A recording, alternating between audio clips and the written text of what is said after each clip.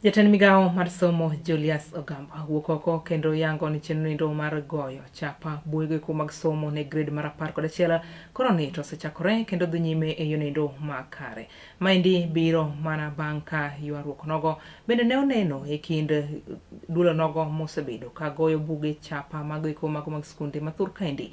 Koro ni to ne bandho piny owacho omenda makwani romo shillings bilion 11.6. Kanoloso kod jofwambo, Ogamba wacho ni gie thuolo endi giseketo winjruok makende kendo piny owacho osechiwo omenda makwani romo shillings bilion 5.8 ma ibiro tigodo chenro mar goyo chapa buge mag grade 11.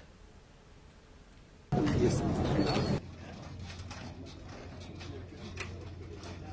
Remember, we've just moved into grade 10. Follow the story properly. In around November last year, when the publishers were supposed to distribute the grade 10 books, they were owed 11 billion shillings.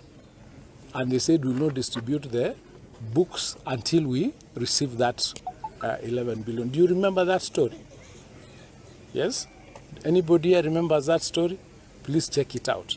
After that, we negotiated with Treasury. Treasury was able to release about 5.6 billion to them. And after I had a meeting with them, they agreed now to distribute the books for grade 10, which has been done.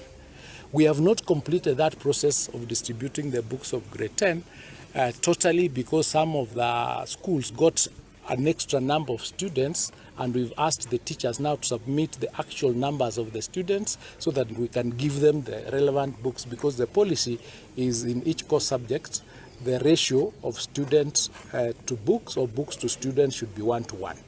So because of that, the process, of course, of grade 11 was proceeding as well, but the officials in the ministry thought that it would be wiser to complete the issue of grade 10 first before they issue the letters for grade 11, so that we are not caught up again with the issue of those financial resources. Because once you issue the letters, then you start the process of procurement, the resources are required. They were doing that math to see what is the best time to ensure that those letters are released. But to put you to rest, or put the worries to rest, we have given instructions and we have intervened. Those letters are now going to be issued to the publishers to start that process. So it was just an internal processing matter that is not, as you know, I've seen in some newspaper screaming headline that there is a problem. There is no problem, because we are not in grade 11 yet. We are actually in grade 10.